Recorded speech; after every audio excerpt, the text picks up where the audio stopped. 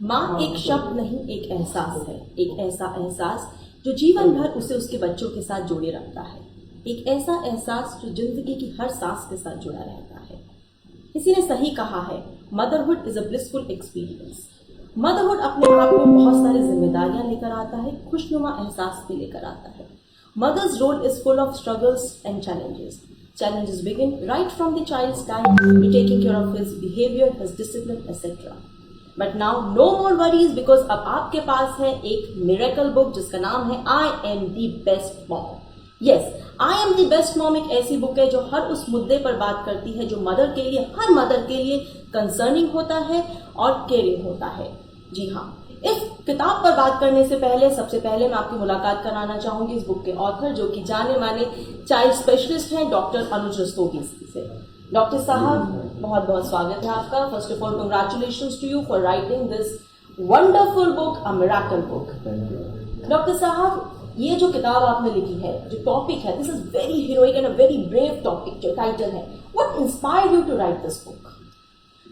Actually जैसे मैं जब छोटा था तो मेरी मदर ने मुझे बड़ा करने में, मुझे पॉजिटिव रखने में, जब बहुत लो पीरियड आते थे पढ़ाई से रिलेटेड या कोई और प्रॉब्लम हो जाती थी या बीमारी से रिलेटेड, तो मेरी दादी ने मुझे बहुत प्यार से इन चीज़ों को निकालना सिखाया और मैं धीरे धीरे बड़ा हुआ। फिर मैं बच्चों का डॉक्टर बना, तो मुझे ये फीलिंग्स थी कि मदर पे क्या बीतती है और मदर कैसे उन चीज़ों से अपने बेटे को, अपने बच्चों को निकाल के ले जाती है। फिर धीरे धीरे मैं रियलाइज़ करने लगा कि अब थोड़ा सेंसिटिविटी थोड़ी ज़्यादा हो गई है, जैसे आजकल बच्चे कम होते जा रहे हैं, तो पेरेंट्स का अब थोड़ा सा रेस्पॉन्स उनके प्रति ओवरवेलमिंग होने लगा है। अब मैं डायरेक्ट किसी को तो नहीं कह सकता हूँ ऐसे, और मुझे लगा कि मुझे भी कैसे सॉल्व करना चाहिए। तो मैंने अपनी नॉलेज और एक्सपीरियंस के हिसाब से ऐसे कुछ लिखना शुरू करा जिससे समाज के अंदर चेंज आए। इसी तरह से मैं कुछ ब्लॉग्स लिखता रहा, कुछ मैं फॉरेन राइटर्स को पढ़ता रहा जिनसे मैं बहुत इन्फ्लुएंस था, और ऐसे में कुछ सीखता रहा, करता रहा, तो ये बुक बन गई। और मुझे लगा इससे बढ़िया टाइटल नहीं हो सकता, आई am the best mom, because इससे हमारा जो सब मदर्स के साथ, मैंने किसी एक माँ को भी ध्यान में रख के नहीं लिखी कि सारी माँ इससे कनेक्ट करें और इसकी ब्यूटी को समझें।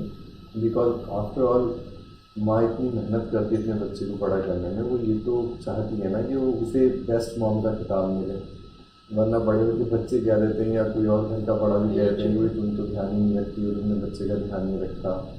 और आजकल के बच्चे भी कई बार कहते हैं तुमने कराई क्या है। तो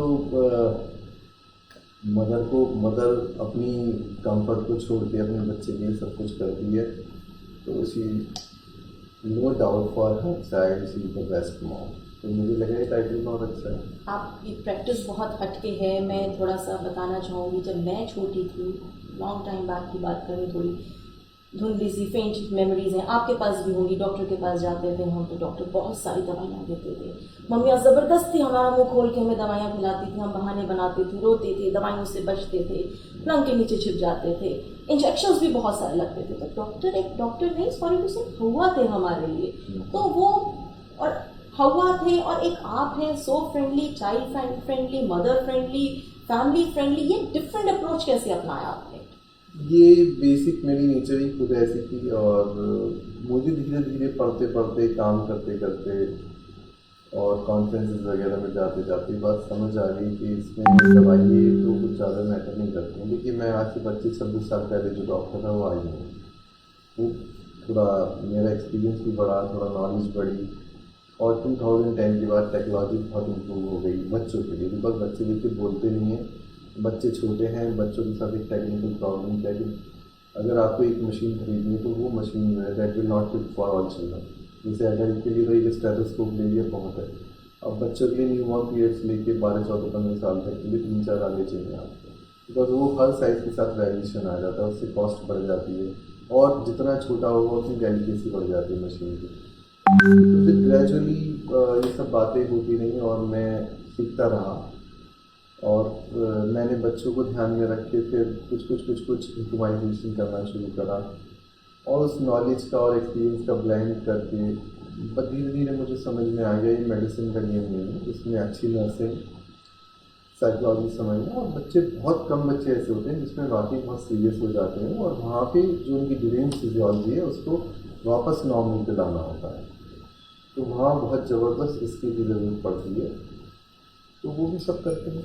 आपने बोला कि जो छोटे बच्चे बोल नहीं सकते हैं फिर भी आपको समझना पड़ता है, तो मैं यहाँ पर अपने व्यूअर्स से पूछना चाहूँगी कि सोचिए अगर छोटे बच्चे बोलते तो क्या होता, कितना आसान होता सब कुछ। वो सब कुछ बता चलते कि हमको भूख लगी है, हमको दर्द है, हमको तकलीफ है, हमको क्या चाहिए, बहुत आसान होता। लेकिन हम सिर्फ सोच सकते हैं क्योंकि बच्चे, छोटे बच्चे न्यू बॉर्न बोल नहीं सकते। आपकी बुक में एक सेगमेंट है if a new born could speak, ये इंस्पिरेशन कहाँ से मिली? एक माँ नहीं समझ पाती एक न्यू बॉर्न, क्योंकि न्यू मॉम बनी है, वो नहीं समझ पाती बच्चा क्या कहना चाहता है, और आप इतनी खूबसूरती से उसको समझो, इतनी खूबसूरती से आपने उसको लिखा भी है, उसके जज्बातों को लेकर आए हैं आप किताब में। किस तरीके से हुआ ये? एक्चुअली रजनीश ऐसा हुआ कि जैसे मैं जो मुझ पे बच्चे चेकअप के लिए आते थे तो उसके साथ उनकी बहुत सारी कंप्लेंट्स होती थी, तो मैं क्योंकि उनकी ग्रोथ चार्टिंग करता था, उनकी हेड सर्कमफ्रेंस, वेट, लेंथ वगैरह सब चेक करता था, और उसकी क्योंकि उस समय बच्चा ना फर्स्ट 3 मंथ्स में मैथमेटिकली बढ़ता है। मतलब सब बच्चा चाहे वो कैसे भी बैकग्राउंड का ऑलमोस्ट वो एक सेट पैटर्न फॉलो करता है फर्स्ट 3 मंथ्स। तो मुझे उससे धीरे धीरे एहसास हो जाता था जो कंप्लेंट्स हैं उसमें कितनी रेलिवेंस है और कितनी रेलिवेंस नहीं है। अगर बच्चे की ग्रोथ वगैरह ठीक हो रही है तो फिर जो कंप्लेंट है उसमें जैसे बार बार दूध निकालना है या गैस को लेके बच्चे का ऐंठना है, ग्रीन पॉटी करना है, ऐसे बहुत सारी कंप्लेंट्स, कॉमन कंप्लेंट्स हैं जो पेरेंट्स को परेशान करती हैं और वो रॉन्ग डूइंग करा देती हैं। जैसे ग्रीन पॉटी को देख के किसी ने दूध चेंज कर दिया, किसी ने मदर का दूध बंद कर दिया, उन्हें यही नहीं पता कितनी फ्रिक्वेंसी होती है स्टूल की, या बच्चे को पूरा दूध मिल रहा है नहीं मिल रहा है, या बच्चे की ग्रोथ सही हो रही है नहीं हो रही है। जो नज़रिया बनाते थे उससे ग्रोथ मॉनिटर था वो, उसको धीरे धीरे ढीला करना होगा। तो सब चीज़ों क्लब करके मैं समझाता था पेरेंट्स को, मुझे लगता था कि ये बीमारी है ही नहीं तो उसकी क्या दवाई देंगे। बट धीरे धीरे वो शेप लेता चला गया। मैंने देखा कि मुझे औसत एक काउंसलिंग में बच्चे के साथ 35 से 40 मिनट लग जाते हैं, और उसमें भी जो सामने वाला है वो इतना कंसंट्रेट करके नहीं सुनता है। आप तो सोच के समझाया जा रहा है, सामने समझ रहे होंगे, फिर भी वो मुझे लगता था बाद में कि ये समझे नहीं मेरी बात, और इन्हें अभी भी दवाई की दरकार है, और वो मुझे छोड़ के कहीं और चले गए दवाई के लिए, गैस बन रही है और गैस से रो रहा था बच्चे।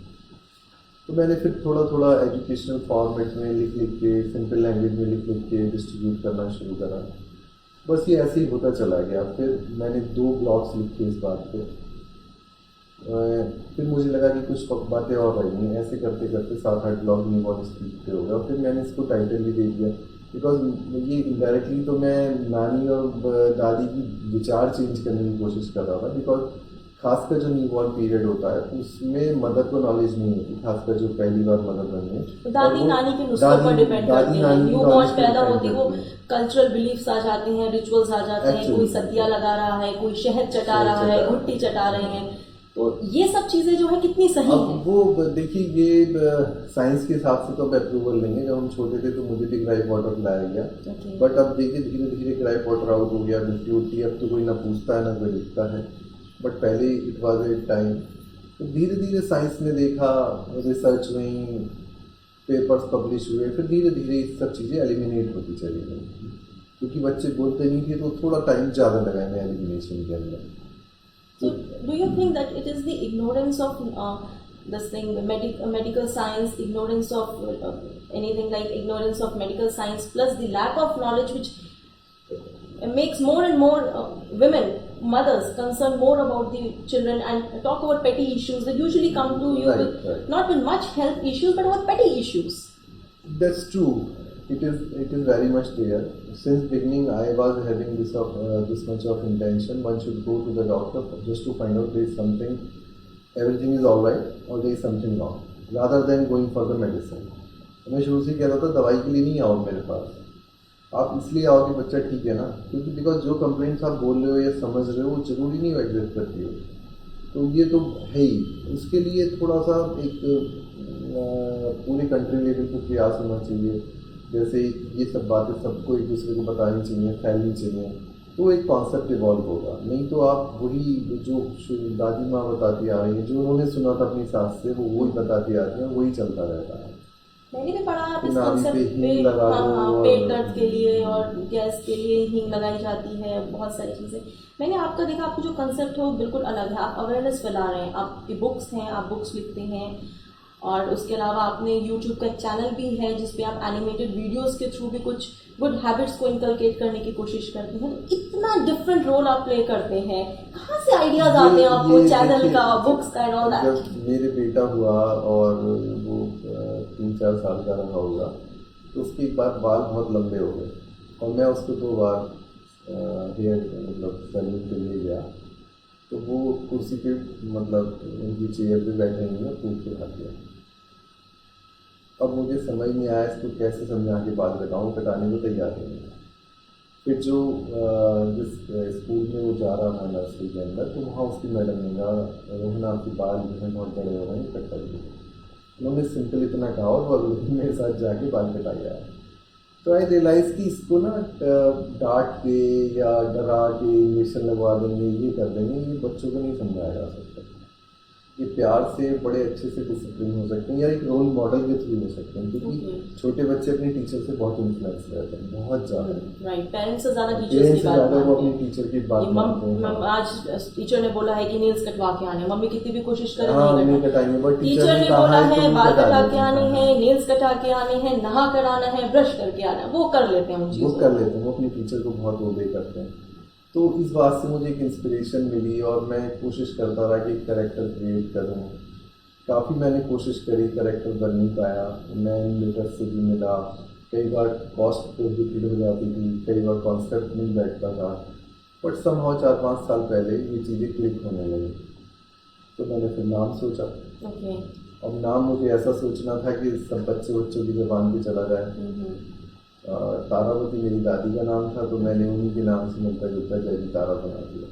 अब उस समय हनी सिंह पीक पे थे, तो मैं भी बड़ा हनी सिंह का फ़ैन था, तो मैंने तारा सिंह सोचा नाम, एंड ग्रेजुअली मैंने इसको थोड़ा इंग्लिश ब्लेंड करते हुए जयजी तारा दे दिया और वो सक्सेसफुल हो गया। और मैंने उसके थ्रू अपनी बातों को कहना शुरू कर दिया। कुछ मेरे अपने एक्सपीरियंस थे, कुछ मुझे ये था कि बच्चों को कैसे मैं चेंज करूँगा, और वो 2-2 मिनट की हमने एनिमेटेड फिल्म बनाने शुरू कर दी और उसको बच्चों ने बहुत अच्छे से लिया और उसको कॉपी भी करते हैं और बच्चों की लाइफ में इम्प्रूवमेंट दिया है। मुझे बहुत सारे पेरेंट्स कॉम्प्लीमेंट करते हैं कि डॉक्टर साहब ये जल्दी तारा देखता है जिससे पैच होने लगा, या टैप खोल के टैप को बंद कर देता है, हैंड वॉशिंग करने लगा। अभी हमने कोरोना पे वीडियो बनाई थी, तो उसके बाद से बच्चों को बहुत समझाया जाता है हैंड वॉशिंग करनी, बट वो उस वीडियो को देख के ऑटोमेटिकली उनके दिमाग में पॉइंट सेट हो गया कि कोरोना से बचना है या बीमारी से बचना है, हैंड वॉशिंग करनी है या नेल्स काट के रखना है। बाकी आप उनसे कितना ही कहते रहो, वो उतना इन्फ्लुएंस नहीं होते, बट एक कार्टून के माध्यम से देख के, क्योंकि विजुलाइजेशन से उनकी जो मेमोरी बनती है वो ज़्यादा इफेक्टिव बनती है, और उसको फॉलो करते हैं। What is the name of the channel? Jayji Tara. Jayji Tara. मैं चाहूँगी थोड़ा इलाबोरेट करें so that people can subscribe the channel. हमारे 2 चैनल हैं, Jayji Tara and Tara kids. Okay. Tara kids में मेरी अपनी वीडियोज़ हैं, कुछ मेरी वीडियो साइकोलॉजिस्ट हैं डॉक्टर कशिका जैन, उनके साथ हैं, तो वो भी लोग देखते हैं। और मेरी जो एनिमेटेड फिल्म है वो जयजी तारा नाम के चैनल पे है, वो भी बच्चे देखते हैं। तो आप ऑथर भी हैं, आप डॉक्टर भी हैं, अब आप एनिमेटेड मूवीज़ भी बना रहे हैं। मुझे तो लगता है कि आप एक होलिस्टिक अप्रोच पे वर्क करते हैं। आप चाइल्ड की बात करते हैं, मदर्स की, फैमिलीज़ की, लाइफस्टाइल की, हर तरीके की बात करते हैं। तो इसका क्या रोल है एक चाइल्ड के इन्वॉल्वमेंट में? जो देखिए, यही सब कुछ है। आप दवाई से क्या दे सकते हैं? कुछ भी नहीं दे सकते। अब दवाई तो तब काम करेगी किसी को जब वो एक पर्टिकुलर डेफिशिएंसी होगी, अदरवाइज तो ये सब एज ए होल ही देखना है आपको। ओके। और एज ए होल देखने के लिए यही सब चीज़ें आपको फॉलो करनी पड़ेंगी। आपको चारों मार्ग, मतलब you have to be allrounder, you have to understand the whole gimmick around it. Psychology क्या है, फिजियोलॉजी क्या है, कल्चरल बिलीफ्स क्या है, socially how you are behaving. अब सोशली आप मान लो कोई चीज़ नहीं खाते हैं या कोई चीज़ खाते हैं, ज़्यादा खाते हैं, लाइक मैंने एक अपने अभी किसी ब्लॉग में भी लिखा था कि these taste, sweet and salty taste, these are acquired taste. God has not made us like this. Okay. तो हमने उसे टेस्टी बनाने के लिए शुगर ऐड करना शुरू कर दिया, सॉल्ट ऐड करना शुरू कर दिया। अब जितना जंक फूड आता है उसे प्रिजर्वेटिव डाले जाते हैं उसके अंदर, और जो सॉल्ट बेस्ड है वो सस्ते बनते हैं, तो उससे बच्चे बहुत ज़्यादा नमक कंज्यूम करते हैं। तो ये सब चीज़ें हैं। तो धीरे धीरे धीरे धीरे अब दवाई तो मैं लिख ही देता हूँ बुखार उल्टी दस्त वगैरह की, या कोई क्लासिफाइड डिसऑर्डर है इसको ट्रीट कर देते हैं, जैसे एस्थमा है, सीवियर डिजीज है। But this medicine is much beyond that is only one part of the treatment, that is not the whole treatment. जैसे आप कार्डियोलॉजिस्ट पे गए, उसने ब्लड प्रेशर की दवाई दी आपको, तो ठीक है ब्लड प्रेशर कंट्रोल कर रही है, बट बाकी लाइफ स्टाइल मॉडिफिकेशन भी तो बताना पड़ेगा ना आपको, कि आप अपना वेट कम करो, आप नमक कम खाओ, टाइम से सो, मेडिटेशन करो, जागो, एक्सरसाइज करो। यहाँ पे मैं अब डायरेक्टली फूड रूल पे आऊंगी। You have ornamented your book with the topic food rules. So what should be the food rule? How much a child should eat? What he should eat, and after what duration he should eat? Because mothers are very confused. Suppose a child has taken a lesser diet at a time. Mothers सोचती हैं कि अब 3 घंटे का span ना देकर he should be given the thing earlier. तो बच्चे को किस तरीके से खाना देना चाहिए? देखिए पहली बात तो जो हमारी बॉडी है एज ए होल, अगर आप अपनी बॉडी को देखें तो एक स्टोरेज बॉडी है। ओके। इसके अंदर जब एक्स्ट्रा होता है तो वो डिफरेंट चीज़ों में, कार्बोहाइड्रेट भी फैट में कन्वर्ट हो जाते हैं, प्रोटीन स्टोर हो जाता है, एक्स्ट्रा कैल्शियम स्टोर। तो बॉडी ना हर चीज़ को जो उसकी नीड है वो एक लिमिट तक मतलब स्टोर करती रहती है। तो अगर आप 3 घंटे भूखे रह गए तो उससे कोई फर्क नहीं पड़ता। बट मदर्स तो बहुत ज़्यादा वरीसम हो जाती हैं। एक्चुअली ये बात सही है, वो वरीसम ही हो जाती है, वो अपने बच्चे को अर्ली ग्रोथ के हिसाब से देखती हैं। ओके। और मदर को बच्चे की ग्रोथ को लेके बहुत पैशन रहता है, उन्हें ही लगता है, वो कंपेयर करती हैं, वो बहुत कंपेयर करती हैं, और वो दूसरा बच्चा देखती हैं, और जनरली जो इंडेक्स बच्चा होता है वो उस बच्चे से 3-4 साल बड़ा होता है। उसे देख के वो सोचती हैं कि मेरा बच्चा तो बहुत ही कमज़ोर है, and she try to overfeed the child. यही एक मतलब एक इम्पॉर्टेंट प्रॉब्लम की जड़ है। So they try to find equality among unequals. Because every child is born differently, different characteristics, different attitude, different nature, different size, सब different है। But वो फिर भी वहाँ पर एक कंपैरिजन शुरू हो जाते हैं कि इसका बच्चा इतना मोटा है तो बहुत खाता है, अरे मेरे में तो 3 घंटे से 4 घंटे से दूध नहीं, 2 दिन भी अगर बच्चा ढंग से नहीं खाता, दे कम टू यू। आती होंगी मदर्स ऐसे आपके पास इश्यूज लेके, वैसे तो सब ठीक ठाक है, इसको कोई बीमारी नहीं है, but he is not eating. ये तो कॉन्स्टेंटली हैमरिंग रहती है उन पे कि ये खाता नहीं है, और जो ना खाने के चक्कर में जो मदर मेल्ट डाउन होती है, जो अपने डिसिप्लिन को बिगाड़ती है, उसकी लॉन्ग टर्म बहुत खराब रिपोर्टेशन है। अब जैसे एक बच्चा ही कल मेरे पास आए थे पेरेंट, तो बच्चा पेरेंट्स को 12 साल का हो गया, अपने माता पिता को पुश करने लगा जब उसकी बात नहीं होती है, मतलब वो धक्का एग्रेसिव हो गया, अपने दादा को धक्का दे दिया जैसे उसकी बात नहीं हो रही। बट बच्चा बात करने में बिल्कुल नॉर्मल था, he was pampered like that, कि उसकी पसंद का खाना, उसे तो आलू का पराठा ही खाना है तो आलू का पराठा ही देना है उसको। और जब कुछ और बना दिया तो थोड़ी देर मतलब गुस्सा हुई, उन्होंने देखा ये कुछ नहीं खा रहा, तो उन्होंने आलू का पराठा ही दे दिया उसे।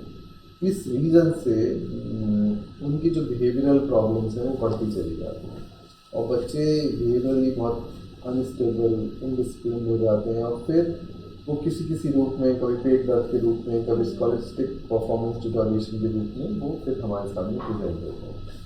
तो इन सब बातों को मैंने समझते हुए, बहुत सारी चीज़ों को एक्सपीरियंस करते हुए, एक बहुत ही मॉडिफाइड वे में इस किताब को लिखने की कोशिश करी, इसके चैप्टर्स को लिखने की कोशिश करी, इसको सिंपल बनाने की कोशिश करी है। ये जो अभी आपने प्रॉब्लम डिस्कस करी, दैट आलू का paratha, the child wants the आलू का paratha over and over again, तो इस प्रॉब्लम को ओवरकम करने के लिए आपने इसमें फॉर्मूला भी दिया है, that is food rotation, how important it is and what useful role it play. देखिए इसका फूड रोटेशन का जो हमारा कॉन्सेप्ट ये कि अगर आपने जो आगे एक चीज़ खिलाई है वो 3-4 दिन तक उसे खाने को ना दें। अब मैंने कहीं पढ़ा भी था, बहुत ही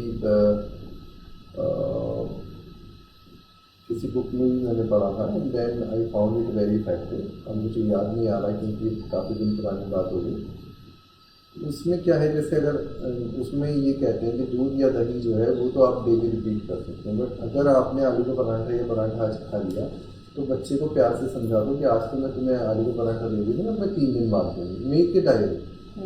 देखिए जब आप तर्क के साथ और एक रिटन कंसेंट के साथ कुछ करते हैं बच्चों के साथ, तो वो भी समझते हैं। अब जैसे वो डायरी का पन्ना पलटेगा उसमें 3 दिन बाद लिखा है कि उस दिन आपकी पसंद की चीज़ मिलेगी, तो वो थोड़ा अपने आप पे संयम रखेगा, पैनिक भी नहीं करेगा। उतना पैनिक नहीं करेगा। उसे ये लगेगा कि मेरे को कुछ ऐसे ना बिल्कुल दीवार नहीं कर दिया गया, मुझे ऐसा प्रतिबंधित My नहीं कर choices दिया are गया। being recognized. हाँ, recognise and I will get this. तो ये बात करता है, बट पेरेंट्स को थोड़ा फर्म होना पड़ता है। Yes. अब जैसे बच्चे को आपने मान लो कोई सब्जी दी, दाल रोटी दी, तो फिर आपको ये तो कहना ही पड़ेगा बेटा यही खाना है, अब तो यही है। जो पेरेंट्स बच्चा जनरली कहेगा, कहते नहीं है, वो नहीं मैगी कहते बना हैं, दो, फ्रेंच फ्राइज बना दो, वो This is कहते happening in हैं, every वो कहते हैं, बट फौरन थोड़ी सी देर में मदर मेल्ट डाउन हो जाती है, अरे तो भूखे रह जाएगा, कुछ खाया मैगी तो खिला नहीं। देते हैं चलो ज्यादातर घरों में, ये तो कुछ तो जाएगा, इसमें सब्जी डाल दूंगी तो वो हो जाएगा। हेल्दी पिज्जा कंसेप्ट जो आजकल चल पड़े हैं, healthy pizza, healthy Yes. Burgers, रोटी के सब्स्टिट्यूट। वो समहाउ वो बच्चों के लिए अच्छा नहीं है, और मैंने इसे अपने तरीके से इंडियन पर्सपेक्टिव में लिखने की कोशिश करी है, और इसमें मुझे जो मेरी साथी हैं, मेरे डेवलपमेंटल थेरेपिस्ट हैं इंची लोनियन, उन्होंने भी बहुत हेल्प करी है। उनका मेरा काफ़ी डिस्कशन होता है इस तरह की प्रॉब्लम पे, और तब हम ये लिखते हैं। So aspiring best moms, this is a message for you कि अगर आपको चाहती हैं आप कि बच्चा ओवरऑल डेवलप करे, तो आपको फर्म एंड स्ट्रिक्ट होना पड़ेगा, उसकी चॉइसेस के अगेंस्ट जाकर बहुत बार आपको उसको हेल्दी फूड खिलाना पड़ेगा। ये मैसेज डॉक्टर साहब ने दिया, और इस बुक में भी है, और वाकई में अगर आपको बेस्ट मॉम बनना है तो आपको ये बुक को पढ़ना पड़ेगा और इसको फॉलो भी करना पड़ेगा। एक चीज मैंने आपकी किताब में और पढ़ी है, ईट together and sit together, how healthy this is for a child. देखिए, जब आप साथ साथ खाते हैं ना, तो एक दूसरे को देख के आप खाना शुरू कर देते हैं। मान लो किसी फूड को देख के अगर आपको लगता है तो मैं नहीं खाऊंगा, और जब आप अपने फादर को, ग्रैंड फादर को खाते देखते हैं, तो एक 50% तो जो वो मेंटल ब्लॉक है वो हट ही जाता है। फिर आप उसकी जो स्मेल है, टेक्सचर है, उसका कलर, खाना खाने में सब कुछ इम्पोर्टेंट है, उसका टेक्सचर क्या है, कलर क्या है, स्मेल क्या है, एवरीथिंग इज इम्पोर्टेंट। बट जब आपके साथ आपका फादर खा रहे हैं, आप ग्रैंड फादर या ग्रैंड मदर या मदर खा रहे हैं, तो 50% तो आप ये एक्सेप्ट कर ही रहे हो ना, ये खाने वाली चीज़ है। yes. और फिर अगर आप सतो दीर्घकाले निरंतर्या, लगातार लगे सादर सुनीतो दंडभूमि, लगातार लगे आप वो चीज़ अचीव कर लेते हैं, बट फोर्स नहीं करिए, प्यार से करिए। अब मैं सबसे पहले कहूँगा, अगर बच्चा सपोज कुछ नहीं खाता है, तो आप उससे मदर कह सकती है, बेटा इसको मुझे तू जरा मेरे को गस्सा लगा के खिला। कम से कम उसका जो वो ब्लॉक है, जब वो 1-2 बार अपनी मदर को खिलाएगा, तो उसको ये लगेगा कि चलो ठीक है, मम्मी तो खाएगी, मम्मी को तो कुछ नहीं हुआ, जो भी बच्चा सोचता होगा ना, तो उसका ये डर खत्म हो जाएगा। फिर वो उस चीज़ से उतना एवर्जन नहीं रहेगा जितना वो फर्स्ट को मैं मुझे नहीं खाना, तो वो एवर्जन धीरे धीरे खत्म हो जाएगा। जैसे इसका हमने एक आर्टिकल लिखा, बनाना ना, वो that was that only. Okay, you make him purchase banana from the market. Yes, Don't yes. ask him to So eat it, ask him to peel the next day. This is a sort of desensitization. Okay. It is not only for banana. You can for do it any with kind of anything, food that the child dislikes. Whether tomato or anything. Okay. अब मैं जो बच्चे टमाटर नहीं खाते, मैं उसकी मदद से कहता हूँ इसके पास डाल दो, इसे खेलने दो, फोड़ने दो टमाटर को। Okay, yeah. कम से कम इसको Nice फोड़ idea. के यूं कुचल के वो निकलेगा, तो उसे पीड़ी तो लग जाएगा ना, इससे मेरे हाथ नहीं जले, इससे मुझे कुछ दर्द नहीं हुआ, और या इससे इसमें मिर्ची नहीं होती, और वो जो भी उसका जो डर है ना, वो खत्म हो जाएगा।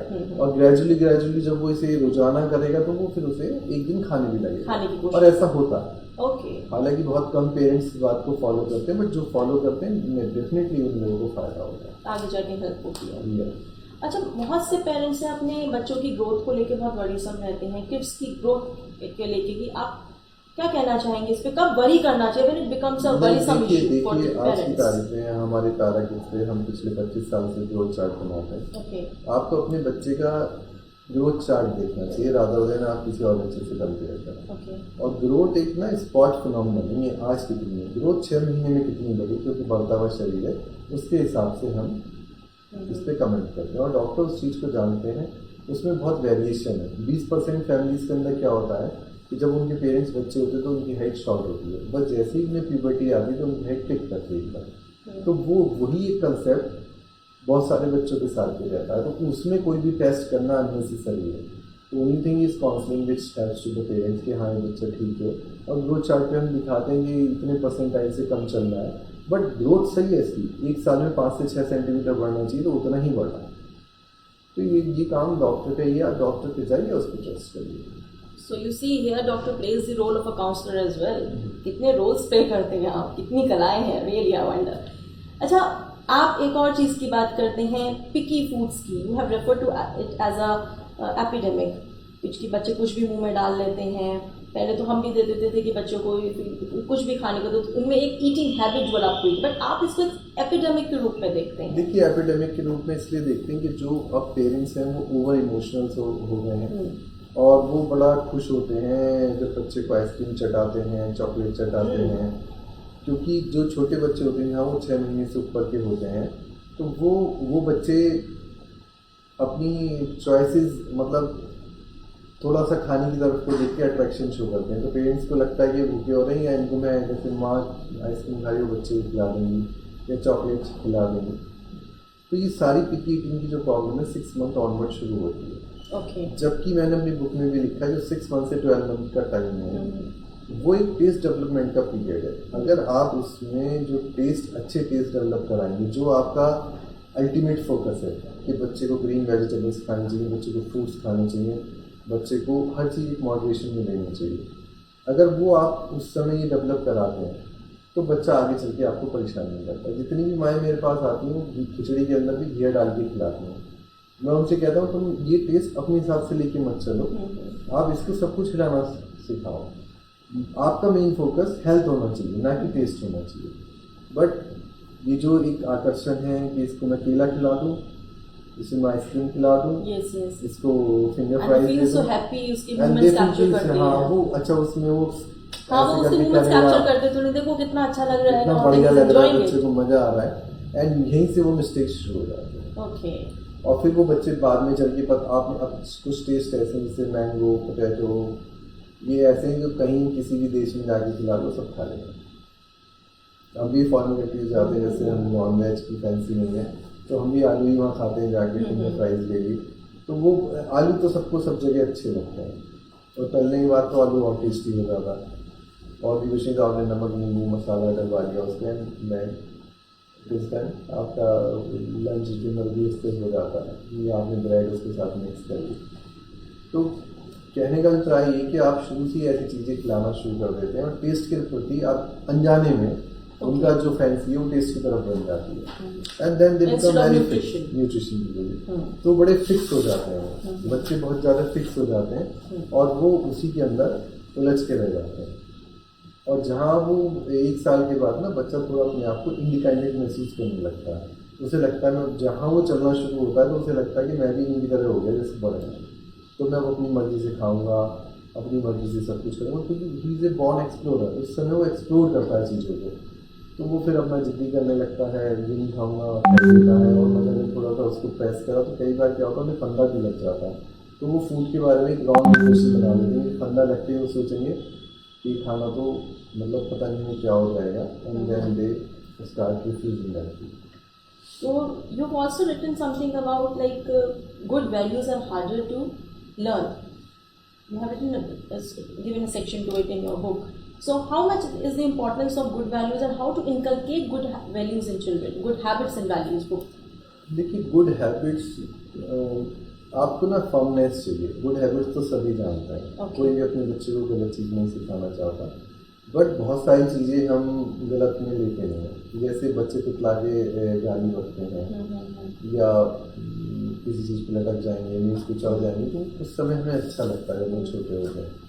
और फिर जब हम उन्हें रोकते नहीं हैं, लाइक एक बच्चे को चेयर से टेबल पे चढ़ने में मजा आ रहा है, तब आपने उससे कहा फिर डांस करके दिखा, उसका एक आपने आज के कैमरे सब पे वीडियो बनाना शुरू कर दिया. अब एक तरफ तो ये पैराडॉक्सिकल हो गया कि आपने उसे टेबल पे चढ़ने में कुछ नहीं कहा, बट कल को वहाँ पे कुछ और सामान भी रखा, उसे लगा कि बहुत अच्छा काम है, इस पर वीडियो बन रही है, फिर वो टेबल पे चढ़ना शुरू हो गया. अब आपकी जो कटलरी है या कुछ गिर गया, टूट गया, या टेबल पलट गई. तो आप जो भी कुछ कर रहे हैं ना, आपको लॉन्ग टर्म पर्सपेक्टिव से करते हुए चलना है कि ये चीज़ बच्चे के हित में उचित है या नहीं. और उसी से उसकी हैबिट्स बनेंगी. बट जब आप छोटा है तो आप अलग तरीके से ट्रीट कर रहे हो, जहाँ वो बड़ा हुआ तो उससे बहुत मैच्योरिटी की उम्मीद कर रहे हो. तो जो भी आपको हैबिट्स या डिसिप्लिन करवाना है बच्चे को, तो वो शुरू से कराना होगा. एक बात और आपकी किताब में जो मैंने पढ़ी, जो मुझे थोड़ी सी एक नई चीज़ थी और थोड़ी सी अटपटी भी लगी, The बच्चा 9 महीने या 10 महीने का होता है, usually give a walker so that he can start walking early. But आपने लिखा है walker should be avoided because जो छोटे बच्चे होते हैं, जो किड्स होते हैं, उनकी जो प्रॉपर एज होती है चलने की नेचुरल, वो 1 साल के आसपास होती है। We should not put pressure upon their legs. तो ये आपने कैसे, ये तो बिल्कुल ही जो आज तक जो थियरीज चल रही थी चलाने की, उनके अगेंस्ट जाती है। एक्चुअली देखिए, ये थ्योरी नहीं है। अगर आप फिर उसे हॉलिस्टिक तरीके से देखेंगे, एक इमोशनल तरीके से देखना हुआ, तो वॉकर एक हाउस होल्ड चीज़ रही है और बच्चे गिरते भी हैं, चोट भी खाते हैं, वो तो एक एस्पेक्ट हुआ। बट एक बच्चा सोचने की बात है कि 1 साल के बाद ही क्यों चलता है, 6 महीने भी क्यों नहीं चलता, बच्चा 3 महीने भी क्यों नहीं बैठता। तो इसके पीछे इसका मतलब there is some hidden science, there is some development. जब बच्चा 5 महीने का होता है तो वो पलटना शुरू होता है, तो वो रेडी हो रहा होता है। फिर 6 मंथ का वो बैठना शुरू हो जाता है, 6 to 7 मंथ पे विदाउट सपोर्ट बैठता है। अब उसे ना कुछ भी करके, कुछ भी हेल्प करके उसे जल्दी नहीं कर सकते। अगर एक कुदरत ने हमारा 1 साल चलने का टाइम बनाया तो उसको जल्दी करने से क्या फ़ायदा होगा। इसका मतलब जो उसकी मसल्स हैं वो नीचे से ऊपर की तरफ, ऐसे कमर की मसल्स ये सब डेवलप हो रही हैं। अब आपने वॉकर की हेल्प दे के उस डेवलपमेंट को हैम्पर कर दिया, जो नेचर का डेवलपमेंट था। अगर नेचर को लगता है कि जो मेरे क्रिएशन है इसको 7 महीने पे ही चलना चाहिए, तो वो वैसे ही बना दिया आपको। नेचर ने जो भी कुछ करा है हमें हेल्प करने के लिए करा है। आप नेचर के अगेंस्ट मत जाओ। So if you're going against that nature, is what I think about it. that is going to hamper his growth because जो उसके leg movement उसके है, जो मसल मूवमेंट है, putting muscles extra pressure upon him, जो भी वो bear नहीं कर सकता। जरूरत ही नहीं है। So Dr. Saab, another question to you is कि how much impact the parents' habits, the eating habits or the general habits it has upon the child, how it impacts the child? That has lot of impact. अब mother बहुत choosy है खाने में, ज़्यादातर mother होती हैं ऐसी, तो वो कैसे सोच सकती हैं वो तो बड़ा सिलेक्टिव खा रही हैं या नहीं खा रही हैं या टाइम से नहीं खा रही हैं, और बच्चे को चाहिए वो फॉलो करे। तो रूटीन तो आपको अपना ही दिखाना पड़ेगा, तभी बच्चा उसे फॉलो करेगा। Okay. So how the parent should control बच्चे ना देखिए इमिटेट करते हैं। हम बच्चों को नहीं सिखाते फ्लाइंग ऐसे करके बाय करो, शेकिंग करो, तो वो what is that is imitation. वो उसका सही तरह मतलब भी नहीं जानता है उस समय जब आप सिखाते हो उसको। But that is imitation. So वो इमिटेशन से ही सीख रहा है। अब आप जैसा खाओगे, जैसा आचार विचार करोगे, वही वो सीखेगा। So it all depends upon you. So we need to give him a good environment, congenial environment. Whatever you expect from him, show him. Show him. But usually ऐसा हो नहीं पाता है। और वर्किंग पेरेंट्स जब होते हैं तो डेफिनेटली नहीं, मदर्स भी स्ट्रेस होके आती हैं घर पे, फादर भी होके आते हैं, तो नहीं हो पाता है। और फैमिलीज भी अब न्यूक्लियर फैमिली हो गई हैं। तो ये मेरा प्रयास किसी के प्रति सजग करने का है ना, इस किताब को लिख के। अभी जैसे मेरे पास एक मदर आई और वो वही कंप्लेंट कर रही थी कि बच्चा ऐसे नहीं करता है, वो ऐसे नहीं करता है, दूध पीता रहता है। मैंने कहा आपने किताब पढ़ी? बोली डॉक्टर साहब मैं तो किताब पढ़ती हूँ और मैं आपकी किताब सब जगह डिस्ट्रीब्यूट भी करती हूँ। तो मैंने उनको कहा कि आप बिल्कुल ठीक कह रहे हो, बट आपने इस किताब का जो अर्थ है वो नहीं समझा।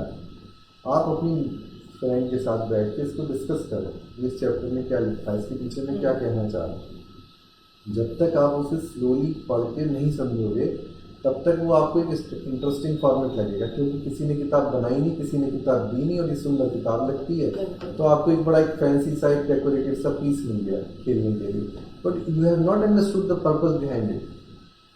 जब तक आप इसे अपने फ्रेंड सर्कल में बैठ के या अपनी मदर इन लॉ के साथ या कुछ नहीं पढ़ोगे, मैं कह रहा हूँ एक पन्ना भी रोज पढ़ो तो आपकी लाइफ में इतना बढ़िया चेंज आ जाएगा और इतना अच्छे से समझ जाओगे आप कि कैसे आपको ये डे टू डे की प्रॉब्लम में अपने बच्चे को किस तरह अपने वश में करना और उसको एक सही ट्रैक पे डालना। जैसे बच्चा एक चीज़ को इमिटेट करता है, इम्बाइब करता है, सिमिलरली पेरेंट्स को किताब को सिर्फ एक पढ़ना नहीं कि शब्द आपने पढ़ ली, नीड टू इम्बाइब इट। पढ़ने में भी वो पन्ने अडॉप्ट भी करेंगे उसको, बुक की तरह पन्ने घुमाए जाते हैं, उसको पढ़ते नहीं है, पढ़ेंगे और उसको समझेंगे भी उसको। अच्छा डॉक्टर साहब, ये तो हुई अभी तक बच्चों की बात, पेरेंट्स की कंसर्न इश्यूज। मैं मदरहुड पर आती हूँ simply. Motherhood is a very challenging book, roller coaster ride है। तो जो मॉम्स होती हैं उनके लिए आप क्या कहना चाहेंगे? बहुत चैलेंजिंग बुक है। देखिए ठीक है ना, मदर देखिए उन्हें यूज़ करने का एक ही तरीका है नॉलेजेबल बनाना और उन्हें एंटिसिपेटरी गाइडेंस देना। जैसे कि आपको बताऊं 6 महीने के बाद बच्चे ज़्यादा बीमार होते हैं, इसलिए ये कॉन्सेप्ट इवॉल्व है कि दांत नहीं कर रहे हैं, दांत नहीं कर रहे हैं, but it's not because of teething. This is absolutely not related to teasing, but ये एंटिसिपेटरी गाइडेंस अगर मदर को रहेगी कि भी 6 महीने के बाद होगा ये बीमार होना शुरू, तो ये प्रोएक्टिव स्टेप्स हैं, ये प्रिवेंशन हैं, ये ध्यान रखो आप।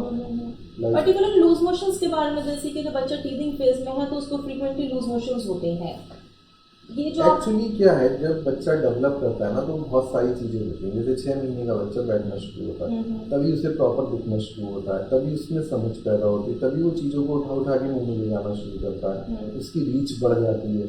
तो वो कई बार चीज़ें ऐसी उठा के मुंह में डाल लेता है जिसके ऊपर बैक्टीरिया लगे या कुछ लगा है या वायरस लगे, तो जिससे उसको लूज मोशन हो जाता है। पानी थोड़ा गिरा दिया, या जो बॉटल हाइजीन है, ग्लास हाइजीन है, वो प्रॉपर नहीं है। एंड मेजॉरिटी जैसे ब्रेस्ट फीडिंग एक सबसे बड़ा प्रोटेक्शन है बच्चों के लिए, बट ब्रेस्ट फीडिंग का जो रेशियो है वो बड़ा पुअर है। एक अगर 60-70% माएँ खिलाना शुरू भी करती हैं तो 6 महीने तक आते आते 5-6% ही रह जाते हैं जो फीडिंग कर रहे होते हैं। सब बच्चे बॉटल पे शिफ्ट हो जाते हैं या कटोरी चम्मच से दूध पी रहे होते हैं, और मेजॉरिटी बॉटल पे रहते हैं। अगर बॉटल हाइजीन नहीं है तो भी आपके बच्चे को ज़्यादा लूज मोशंस होंगे। जैसे स्टरलाइजर कोई नहीं खरीदना चाहता, दवाइयों में पैसे लगा लेंगे और एडमिट कर लेंगे बच्चे को, बट रूट कॉज कि ऐसा क्यों हुआ और ऐसा दोबारा ना हो, उनको बार बार डायरिया और हाँ, सारी प्रॉब्लम्स क्रिएट ऐसा क्यों हुआ ये समझे वो और ऐसा दोबारा ना हो। बट वो पेरेंट्स का माइंड ऐसे नहीं चलता, उनका तो उसी समय चलता है लूज मोशन सही में बात खत्म हो। तो यहाँ एक बहुत बड़ा उन्हें सजग होने की ज़रूरत है कि इसे दोबारा हो जाएंगे अगर आप सावधान नहीं हुए, और खासकर समर में तो और ही ज़्यादा होता है। इन दोनों बीमारियां हम वही क्योंकि आपकी दही रख के खट्टी हो जाती है 2 घंटे 3 घंटे बाद, तो इसका मतलब बैक्टीरियल काउंट इस समय ज़्यादा है। सो आपने देखा डॉक्टर साहब ने जो इस किताब में लिखा है, बहुत ही सिंपल तरीके से सिंपल बातें लिखी है। हम इतनी चीज़ों को सिंपल तरीके से क्यों नहीं समझ पाते, क्योंकि हम ऑलरेडी कम्बर्सम है, ओवरशेडोड है, ओवरबर्डन है कंफ्यूजन्स के साथ। तो डॉक्टर साहब ने जो बताया, हमें लर्निंग थ्रू अनलर्निंग बताया। पहले हमको अनलर्न करना है ओल्ड कंसेप्ट्स को, जो पुरानी बातें हम धक्के सी बातें लेके बैठे हैं कि बच्चे के दांत निकल रहे हैं तो इल फॉल करेगा ही करेगा, उसको लूज मोशंस होंगे, और बहुत सारी चीज़ें हैं। लेकिन हमें लर्निंग थ्रू अनलर्निंग करना है। न्यू चीज़ें हम तभी लर्न करेंगे, न्यू पॉलिसीज, न्यू मेथड्स को हम तभी अडॉप्ट करेंगे जब हम पुरानी चीज़ों को अपने दिमाग से निकालेंगे। तो डॉक्टर साहब ने बहुत ही खूबसूरती के साथ इस बुक के बारे में बताया। डॉक्टर साहब, आपसे पूछना चाहूँगी कि as a neonatal child specialist आपका मोस्ट अवॉर्डिंग एक्सपीरियंस क्या रहा है, मोस्ट रिवॉर्डिंग एक्सपीरियंस किस रिगार्डिंग, केयर के रिगार्डिंग बच्चे एज अ चाइल्ड स्पेशलिस्ट? कोई ऐसा एक्सपीरियंस रहा हो जो आपको लगा हो कि मोस्ट रिवॉर्डिंग एक्सपीरियंस है एज अ चाइल्ड स्पेशलिस्ट आपका? For the treatment of yes. देखिए, मैंने ना जब फ्लू वैक्सीन आना शुरू हुआ तो मैंने फ्लू वैक्सीन सब बच्चों को लगाना शुरू करा, और उससे इलनेस पे बहुत फ़र्क पड़ा। बहुत से बच्चों को कफ कोल्ड हुआ ही नहीं या बहुत कम हुआ, और उनकी जो इन्फेक्शन की पीरियडिसिटी थी वो काफ़ी कम हो गई। तो मैं उस वैक्सीन को, आउट ऑफ ऑल वैक्सीन जो बाकी तो ज़रूरी है, मैं उस वैक्सीन को ज़रूर बहुत शिद्दत से लोगों को रिकमेंड करता हूँ, और उससे उनके बच्चे बार बार बीमार होने से बचते हैं। तो मुझे मोस्ट रिगार्डिंग फ्लू वैक्सीन लगा। अच्छा, मैं एक क्वेश्चन बहुत इंपॉर्टेंट जो है वो मिस कर गई, बिकॉज शुरुआत में हमारी बात हुई थी कि water in itself is a very good medicine, in itself is a miracle. तो आपने एक चीज़ लिखी है, miracles of water over injections, उसको क्या, उसके बारे में क्या कहेंगे आप? मैं वो बताने की कोशिश कर रहा था, जैसे एक 10 किलो का बच्चा है, अगर उसको डिहाइड्रेशन हो गया तो समझो 10% डिहाइड्रेशन का मतलब उसका 1 किलो वजन कम हो गया। Okay. और जब 1 किलो वजन कम हो गया या उसमें से 1 लीटर पानी कम हो गया, तो आप ये मान के 100 ml पानी कम हो गया उसके अंदर, तो 1 लीटर पानी कम हो गया, तो वो बहुत वीक हो जाएगा बच्चा, उसके अंदर चक्कर भी आने लगेंगे, खाना छोड़ देगा, लिस्टलेस हो जाएगा। तो अगर आप उसको धीरे धीरे ORS पिलाते, मान लो उसको 20 ml पर दिन 200 ml ORS पिला देते, तो उसके अंदर फिर से जागृति, चेतना आ जाती है, वो एक्टिव हो जाता है, खाने लगता है। अगर उसको बुखार होता है तो वो भी कम आ जाता है। कहने का मतलब है, अगर उसका बुखार 1 डिग्री, अगर जो उसको 100 बुखार है और डिहाइड्रेशन होगा तो बुखार 101 हो जाएगा। तो अगर आपने उसका डिहाइड्रेशन करेक्ट कर दिया स्लो ORS दे के, because ORS is a balance formula, इसके अंदर सोडियम, पोटेशियम, ग्लूकोज सब जितना बॉडी को चाहिए, तो वो एक्टिव हो जाते हैं। और ये मैंने फिनोमेना खुद अपने क्लिनिक पे देखा। मेरे क्लिनिक के बाहर गार्डन है, कई बार वो बच्चों को भर्ती नहीं कर सकते, तो मैं उनको बोलता हूँ आप धीरे धीरे ORS पिलाओ, फिर दोबारा देखता हूँ, अगर नहीं काम चलेगा तो भर्ती करेंगे। और मोस्टली 90% बच्चे एकदम सही हो जाते हैं, मतलब बेटर हो जाते हैं। तो उनकी मदर को एक रास्ता दिख जाता है कि इतना लूज मोशन करेगा तो मैं उसको काम करता हूँ। डॉक्टर साहब, अब हमारे कुछ व्यूअर्स हैं हमारे साथ जो आपसे सवाल करना चाहते हैं। Let's take the questions. यहाँ पर माधवी वर्मा जी हैं हमारे साथ जो कि पूछ रही हैं, which is the best massage oil for 4-year-old kid? देखिए, दो तरह के ऑयल आते हैं, नट ऑयल आते हैं, सीड ऑयल आते हैं। जो नट ऑयल्स हैं वो खुद भी सूटेबल हैं बच्चों की स्किन के लिए, सीड ऑयल सूटेबल नहीं है। जैसे तिल का तेल है या सरसों का तेल है, that is not very good. और जो फॉरेन कंट्रीज की कंपनी है उनके टाइम टेस्टेड प्रोडक्ट्स हैं, जैसे सीडोमेट का मसाज ऑयल है, कीको का मसाज ऑयल है, और या मदर में कोई कंपनी है उसका भी शायद है, तो वो बड़े टाइम टेस्टेड हैं, उनकी रिसर्च हुई है, वो बड़े सूटेबल रहते हैं बच्चों के लिए। और अगर आप ये सब नहीं करना चाहते हैं तो गोलेगा तेल की आप यूज़ करें। नारियल का तेल। देसी घी यहाँ पे हेल्प नहीं करता? कुछ लोग कहते हैं देसी घी भी लगाया जा सकता है, बट थोड़ा ऑफेंसिव होता, थोड़ी स्मेल आती है। ओके। बट मसाज जो ये तेल वगैरह कराना है ये आपको नहाने के बाद वेट स्किन पे करना होगा। नहाने के बाद वेट स्किन पे करना है। अभी जो कंसेप्ट ये चलता है कि पहले मसाज करें, ओवरनाइट उसको स्टे करें स्किन पे, फिर उनको नहलाएं। मसाज सुबह करते हैं, बट वो सही नहीं है। नहाने के बाद गीली स्किन पे मसाज करना ज़्यादा अच्छा है। ओके।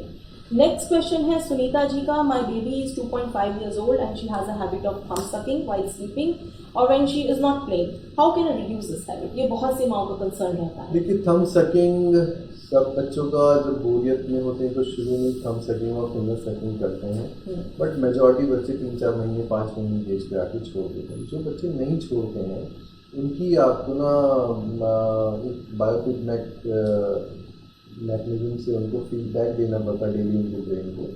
आप रोज़ाना रात को उन्हें प्यार से समझाओ कि ऐसे डाल के नहीं करते हैं, क्योंकि देखो मैं भी ऐसे डाल के नहीं सोती हूँ, तुम्हारे पापा भी नहीं सोते हैं। और मैंने देखा इस बात को, अगर आप 15 दिन 20 दिन 1 महीना 2 महीना रोजाना एक बार का without night without insulting the child, ultimately वो भूल जाते हैं, उन्हें फिर वो ठीक लगने लगता है। How to deal if a 4-year child starts? देखिए, ऐसा नहीं होता। अगर सपोज आपने घर से तिलक लगा के जाना शुरू कर दिया, तो आप 4 दिन 5 दिन तिलक लगा के जाओ, तो छठे दिन जिस दिन तिलक नहीं लगाओगे उस दिन आपको प्रॉब्लम होने लगेगी, बिकॉज हमारा ब्रेन ऐसी पैटर्न बनाता है। ओके। या सपोज आप बेल्ट पहन के जाते हो, बेल्ट हम पहनते इसलिए क्योंकि पैंट लूज ना है, बट अगर आप पैंट में रोजाना बेल्ट लगाते हैं और आपकी पैंट लूज भी नहीं है और किसी दिन आप बेल्ट लगाना भूल जाते हैं, तो यू फील वेरी अनईजी। तो ये सब चीज़ें हमें पैटर्न बनाने बच्चों के दिमाग में, और मेजॉरिटी प्रॉब्लम मेरी इन तरीक़ों से ठीक हो जाती है। There's another question, like एक मैडम है, उनका बच्चा है 4 साल का and he has suddenly started stammering. How to tackle the problem? देखिए, स्टैमरिंग अगर पहले स्टैमर नहीं करता था, अब स्टैमरिंग करने लगा, सडनली स्टैमरिंग करने लगा, तो there is some psychological overload. कहीं वो बच्चा बहुत सरप्राइज फील कर रहा है, स्ट्रेस फील कर रहा है, और ये this is signature of stress. It is better आप उसकी मन की स्थिति को समझें और बच्चे को प्यार से स्लो बोलें उसके साथ, जिससे उसको अपने आप को करेक्ट करने का टाइम मिले और उसकी मजाक ना बनाए। बाकी तो जब हम बच्चे को देखते हैं तभी कुछ पता चलता है कि किस जगह प्रॉब्लम है, और कई बार हमें स्पीच थेरेपिस्ट की मदद भी लेनी होती है। अब दूसरा सवाल है यहाँ पर चाइल्ड ग्रोथ से। My baby is 9 months older but she can't sit herself, what to do? 9 महीने का बच्चा को जरूर बोलना चाहिए।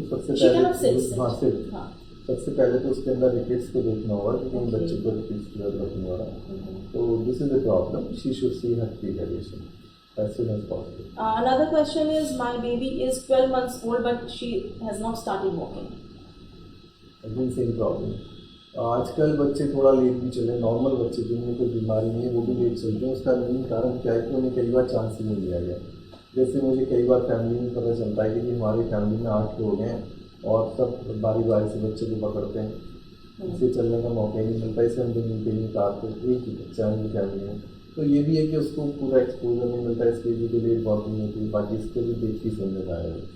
Now there is another concerned mom, Neha, who is saying कि I live in containment zone, corona फैला हुआ अभी, तो छोटा बच्चा है इनका लगभग 11 महीने का, उसके हैंड सैनिटाइज कर सकती हैं क्या? हैंड सैनिटाइज कर सकते हैं बिल्कुल उनके, बट मैं ये कहूँगा हैंड सैनिटाइज से बेटर रहेगा कि नींबू के 8 पीस करके उसके रेगुलर हाथ जो है वॉश कर दें, और जो भी प्यार करे उसके हाथ साफ कर दे, जो एक बार सैनिटाइज़र लगा दें और साबुन से भी 3-4 बार साफ कर दें, तो इस तरह का काम चल सकता है और नखून काट के रखें। Now there is last question. वो पूछना चाहती हैं कि जो हमारा बेबी है वो स्टैमर तो करता ही है, लेकिन साथ में वो बीच में थोड़ा सा एक अपनाना होता है, एक तुतलाना होता है। She is not written the question, तो दोनों चीजें करता है वो। देखिए उसकी ओरिजिन कहाँ से शुरू हुई है, ये फैमिली से भी होता है क्या कुछ? थोड़ा इन्होंने ये नहीं लिखा है। थोड़ा बहुत हो सकता है, बट अभी जो टाइम है इस समय उसको करेक्ट करा जा सकता है। जैसे मैं कुछ सप्लीमेंट लिखता हूँ कॉलेज के लिए, घर के लिए, तो 2 स्टैंडर्ड बच्चों को देता हूँ, उससे बहुत फ़ायदा होता हूँ। और एक उनके साथ स्लो बोलें, एक असेसमेंट कराएं डॉक्टर से, और जरूरत है तो स्पीच थेरेपिस्ट से भी मिलें, बट उसका मजाक बिल्कुल ना बनाएं और उसको इंसल्ट बिल्कुल ना करें। अच्छा, द लास्ट क्वेश्चन इज कि बच्चे की ओवरऑल डेवलपमेंट के लिए बेसिकली उसके ओमेगा-3 के लिए क्या देना चाहिए बच्चों को? चाहती है कि इनका बच्चा इंटेलिजेंट बने बहुत। हाँ देखिए, ओमेगा-3 का जो बेस्ट सोर्स है तो फिश ही है। और अगर बच्चा अभी इनका छोटा है, अराउंड 11 मंथ्स है, that can be given fish oil. Sea cod पहले से देते थे हम, या कॉर्निंग फ्री है, या और भी बहुत है जो आप दे सकते हैं बच्चों को। और ये it is not a medicine, it is basically supplement which is not present in your diet. Okay, it can be given. Okay, so doctor साहब ने सभी के सवालों के जवाब दे भी दिए हैं, तो मैं चाहूँगी कि आप इस बुक को ज़रूर पढ़ें। फिर भी उसके बाद भी आपके कुछ सवाल रह जाते हैं तो आप उन्हें लिखें, उनको हमें फ़ोन करके आप पूछ सकते हैं, व्हाट्सएप करके पूछ सकते हैं। वैसे हम दोबारा आपके बीच में आएंगे, क्योंकि मुझे पता है कि बुक को पढ़ने के बाद आपकी एक्साइटमेंट और बढ़ेगी और डॉक्टर के साथ आप दोबारा पर्सनली कनेक्ट होने की कोशिश भी करेंगे। डॉक्टर साहब, any message for the mothers who aspire to be the best mom for their kids? She should not be impulsive. सबसे पहले वो कोई भी सिचुएशन, कोई भी प्रॉब्लम आए तो उस प्रॉब्लम को एकदम रिएक्ट करने की जगह उसको समझने की कोशिश करें। जैसे दो बच्चे लड़ रहे हैं, किसी के के ऊपर लड़ रहे हैं या बैट के ऊपर लड़ रहे हैं, तो आप थोड़ा उसमें ना रूट कॉज पे जाने की कोशिश करिए। कई बार जो आपको दिखता है वो उनमें मतलब पहले से कुछ प्रॉब्लम चल रही होगी, वो ज्ञान के रूप में सरफेस आउट होगी। तो आप रूट कॉज को जरूर ढूंढने की कोशिश करें किसी भी प्रॉब्लम को डील करने से पहले, और रूट कॉज पे ध्यान दें और उसको एमिकेटली प्यार से, जब बच्चा सुनने के मूड में हो तो उसको समझाएं। एक दिन नहीं समझता और दूसरे दिन समझाएं। और बेशक मैं सब मदर्स को कहूँगा अपनी सारी प्लानिंग एक डायरी पे जरूर लिखती है कि मैंने आज ये सोचा है, मैं 5 दिन बाद इसको ये करूँगी, या मैंने इसको ये सजेशन दिया है, इसने ये नहीं माना है, तो मैं कैसे इसको करूँगा, कैसे इसको मैं टैकल करूँगा। तो उसके लिए हम उनको डायरी पे अगर लिख के करेंगे तो उन्हें भी याद रहेगा कि मैंने अपने बच्चे को आज ये बोला था। तो जैसे वो 3 दिन वाला फॉर्मूला 3 दिन बाद रिपीट करेंगे। डॉक्टर साहब, वैसे तो क्वेश्चन सेशन ओवर हो चुका है, लेकिन एक बहुत ही इंटरेस्टिंग क्वेश्चन आपके व्हाट्सएप पे थोड़ा फनी भी है। हमने हमारी जो बुक है उसका टाइटल है I am the best mom. तो कुछ फादर्स हैं जो लिख रहे हैं कि I equally share the responsibilities with my mother and I really upbring my child in the best manner. तो डॉक्टर साहब ने I am the best mom लिखी है, तो I am the best pop के साथ वो कब आ रहे हैं?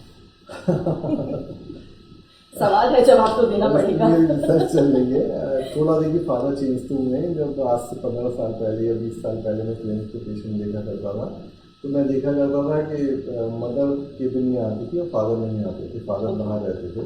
बट अब father are equally concern, they participate in nursing of the child and they are very much concern about his growth and about his food habits, they are concern.